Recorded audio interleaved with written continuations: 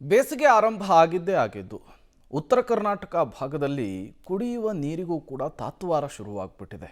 ಜನ ಅಂತೂ ಪ್ರತಿನಿತ್ಯವೂ ಕೂಡ ರೋಸಿ ಹೋಗ್ತಾ ಇದ್ದಾರೆ. ಕರ್ನಾಟಕದ ಮುಖಟ ಬೀದರ್ ಜಿಲ್ಲೆಯ ಔರಾದ್ ತಾಲೂಕಿನ ಸಾವಳಿ ಗ್ರಾಮದಲ್ಲಿ ಹನಿ ಹನಿ ನೀರಿಗೂ ಕೂಡ ಕಷ್ಟ ಶುರುವಾಗ್ಬಿಟ್ಟಿದೆ. 5,000ಕ್ಕೂ ಅಧಿಕ ಜನರಿರುವಂತಹ ಈ ಗ್ರಾಮದಲ್ಲಿ ಮಾಜಿ ಸಚಿವ ಪ್ರಭು ಚವ್ಹಾಣ್ ದತ್ತು ಪಡೆದುಕೊಂಡಿದ್ರಂತೆ. ದತ್ತು ಪಡೆದು 15 ವರ್ಷಗಳೇ ಕಳೆದರೂ ಇಲ್ಲಿನ ಗ್ರಾಮಸ್ಥರು ಇವತ್ತಿಗೂ ಕುಡಿಯೋ ನೀರಿಗೆ ಪರದಾಡಬೇಕಾದಂತಹ ಪರಿಸ್ಥಿತಿ ಇದೆ. ಅಷ್ಟೇ ಅಲ್ಲದೆ ಗಂಟೆಗಟ್ಟಲೆ ಸರತಿ ಸಾಲಿನಲ್ಲಿ ನಿಂತು ಒಂದು ಕೊಡ ನೀರು ತಗೊಂಡು ಹೋಗಬೇಕಾದಂತಹ ಪರಿಸ್ಥಿತಿ ಇದೆ. ಗ್ರಾಮದಲ್ಲಿ ಕುಡಿಯುವ ನೀರಿನ ಏಕೈಕ ಟ್ಯಾಂಕ್ ಬಳಿ ಬಿಂದಿಗೆಗಳನ್ನು ಸಾಲಾಗಿ ಜೋಡಿಸಿ ತಮ್ಮ ಕೆಲಸ ಕಾರ್ಯ ಬಿಟ್ಟು ಮಹಿಳೆಯರು ಬಿರು ಬಿಸಿಲಿನಲ್ಲೂ ಕೂಡ ಸರತಿ ಸಾಲಿನಲ್ಲಿ ಕಾಯೋದು ಸಾಮಾನ್ಯವಾಗಿಬಿಟ್ಟಿದೆ.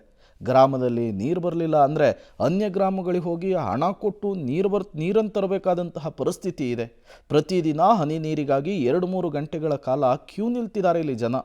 1 ಗಂಟೆ ನೀರು ಬಂದರೆ ಅದೇ ಜಾಸ್ತಿ ಅಂತೆ. ಹೀಗಾಗಿ ಇಲ್ಲಿನ ಗ್ರಾಮಸ್ಥರು ನೀರು ಸೇರಿದಂತೆ ಕನಿಷ್ಠ ಸವಲತ್ತುಗಳನ್ನು ನೀಡಿ ಅಂಥೇಳಿ ಕೈ ಮುಗಿತಾ ಇದ್ದಾರೆ.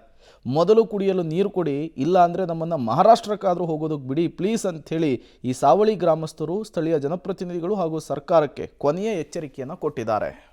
ಪ್ರಾರಂಭದಲ್ಲೇ ಗಡಿ ಜಿಲ್ಲೆ ಬೀದರಲ್ಲಿ ನೀರಿಗೆ ಹಾಹಾಕಾರ ಶುರುವಾಗಿರುವಂಥದ್ದು. ಅದರಲ್ಲೂ ಪ್ರಮುಖವಾಗಿ ಏನು ಮಾಜಿ ಸಚಿವ ಪ್ರಭು ಚವ್ಹಾಣ್ ಅವರ ದತ್ತು ಗ್ರಾಮದಲ್ಲಿ ಒಂದು ರೀತಿಯ ಹನಿ ನೀರಿಗೆ ಹಾಹಾಕಾರ ಶುರುವಂಥದ್ದು. ಅದರಲ್ಲೂ ಮಹಾರಾಷ್ಟ್ರ ಭಾಗದಲ್ಲಿ ಅಂದರೆ ಮಹಾರಾಷ್ಟ್ರ ಬೀದರ್ ಗಡಿ ಭಾಗದಲ್ಲಿ ಒಂದು ರೀತಿಯ ಹನಿ ನೀರಿಗೆ ಹಾಹಾಕಾರ ಶುರುವಾಗಿರುವಂಥದ್ದು. ನಾವೀಗ ಇನ್ನು ಬೀದರ್ ಜಿಲ್ಲೆಯ ಕಮ್ನಾನ ತಾಲೂಕಿನ ಸಾವಳಿ ಗ್ರಾಮದಲ್ಲಿದ್ದೀವಿ. ನೋಡ್ರಿ, ಸಾವಳಿ ಗ್ರಾಮದಲ್ಲಿ ಯಾವ ರೀತಿ ಒಂದು ಹನಿ ನೀರಿಗೆ ಹಾಹಾಕಾರ ಶುರುವಾಗಿದೆ ಅನ್ನುವಂಥದ್ದು ಈಗ ನೋಡ್ಬೋದು. ಗಂಟೆಗಟ್ಟಲೆ ಒಂದು ರೀತಿಯ ಯಾವಾಗ ನೀರು ಬರುತ್ತೆ ಅನ್ನುವಂಥದ್ದನ್ನು ಕೊಡ ಇಟ್ಕೊಂಡು ಸಾಲಾಗಿ ಕೊಡ ಇಟ್ಕೊಂಡು ಸರತಿ ಸಾಲಲ್ಲಿ ನಿಂತಿರುವಂಥದ್ದು ಈ ದೃಶ್ಯ ಪ್ರತಿದಿನ ಕಂಡು ಬರ್ತಿರುವಂಥದ್ದು. ಪ್ರಮುಖವಾಗಿ ಕರೆಂಟ್ ಬಂದ ಸಂದರ್ಭದಲ್ಲಿ 1 ಗಂಟೆ ಮಾತ್ರ ನೀರು ಬರುವಂಥದ್ದು. ಅದಾದ ಬಳಿಕ ಒಂದು ರೀತಿಯ ನೀರಿಗೆ ಇವರು ಬೇರೆ ಊರಿಗೆ ಹೋಗುವಂಥದ್ದು, ಬೇರೆ ಕಡೆ ಹೋಗಿ ಹಣ ಕೊಟ್ಟು ನೀರು ತರುವಂಥ ಕರ್ಮ ಇವ್ರದ್ದಾಗಿರುವಂಥ. ಆದರೆ ಪ್ರಮುಖವಾಗಿ ಮಾಜಿ ಸಚಿವ ಪ್ರಭು ಚವ್ಹಾಣರ ದತ್ತು ಗ್ರಾಮ ಇದು. ಈ ದತ್ತು ಗ್ರಾಮದಲ್ಲೇ ಈ ರೀತಿ ಆದರೆ ಬೇರೆ ಕಡೆ ಯಾವ ರೀತಿ ನೀರಿನ ಸಮಸ್ಯೆ ಇದೆ ಅನ್ನುವಂಥದ್ದು ಇಲ್ಲಿ ಗೊತ್ತಾಗ್ತದೆ. ಅಷ್ಟರ ಮಟ್ಟಿಗೆ ಗಡಿ ಜಿಲ್ಲೆ ಬೀದರಲ್ಲಿ ಹನಿ ನೀರಿಗೂ ಅದರಲ್ಲೂ ಮಹಾರಾಷ್ಟ್ರ ಗಡಿ ಭಾಗದ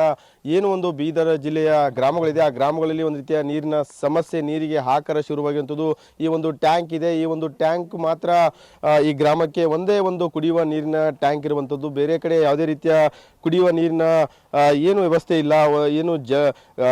ಏನು ಒಂದು ಜಲಜೀವನ್ ಮಿಷನ್ ಅಡಿಯಲ್ಲಿ ಗ್ರಾಮದಲ್ಲಿ ಏನು ಹಾಕಿದ್ದಾರೆ ಪೈಪ್, ಅದು ಕೆಲವೇ ನಿಮಿಷದಲ್ಲಿ ಅದು ಕುಡಿಯುವ ನೀರೆಲ್ಲ ಬಳಸಕ್ಕೆ ಮಾತ್ರ ನೀರು ಬರುವಂಥದ್ದು. ಆದರೆ ಕುಡಿಯೋಕ್ಕೆ ಏನು ಒಂದು ನೀರು ಬರ್ತದೆ ಅದು ಈ ಒಂದು ಗ್ರಾಮದಲ್ಲಿ ಈ ಒಂದು ಟ್ಯಾಂಕಲ್ಲಿ ಮಾತ್ರ ಬರುವಂಥದ್ದು. ಪ್ರಮುಖವಾಗಿ ಕರೆಂಟ್ ಬಂದ ಸಮಯದಲ್ಲಿ ಅರ್ಧ ಗಂಟೆ 1 ಗಂಟೆ ಮಾತ್ರ ನೀರು ಬರುವಂಥದ್ದು. ಅದಾದ ಬಳಿಕ ಎಲ್ಲ ಏನು ಇಲ್ಲೊಂದು ಮಹಿಳೆ ಇದ್ದರೆ ಕೂಲಿ ಕೆಲಸ ಬಿಟ್ಟು ಅವರು ಈ ಒಂದು ನೀರಿಗಾಗಿ ಅಂದರೆ ಹನಿ ನೀರಿಗಾಗಿ ಕುಡಿಯುವ ನೀರಿಗಾಗಿ ಕಾಯುವಂಥ ಕರ್ಮ ಇವರದಾಗಿರುವಂಥದ್ದು. ಯಾಕಂದರೆ ಪ್ರಮುಖವಾಗಿ ಅವರು ಬೆಳಗ್ಗೆ ಕೂಲಿ ಕೆಲಸಕ್ಕೆ ಹೋಗಬೇಕು. ಆದರೆ ಕೂಲಿ ಕೆಲಸ ಬಿಟ್ಟು ಒಂದು ಬಿಂದಿಗೆಯಲ್ಲಿ ಹಿಡ್ಕೊಂಡು ಗಂಟೆಗಟ್ಟಲೆ ಕಾದು ಕುಳಿತು ಅವರು ನೀರಿಗಾಗಿ ಕಾಯ್ತಾ ಇರುವಂಥದ್ದು. ಪ್ರಮುಖವಾಗಿ ಅವ್ರನ್ನೇ ಮಾತಾಡ್ಸೋಣ, ಏನು ಸಮಸ್ಯೆ ಇದೆ ಅನ್ನುವಂಥದ್ದು ಈಗ ಅವ್ರನ್ನೇ ಕೇಳೋಣ.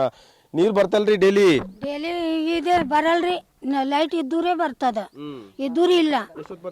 ಅವ ಗಂಟೆ ಬಿಡಿತಾರ್ರಿ ಅಷ್ಟೇ.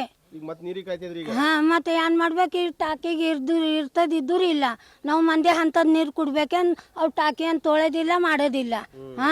ಮತ್ತೆ ಇವ್ ನಳದ್ ಬಂದವ್ರು ಇಲ್ಲಿ ಬರ್ಬೇಕು, ಸಿಕ್ತು, ಇದ್ದೂರಿ ಇಲ್ಲ.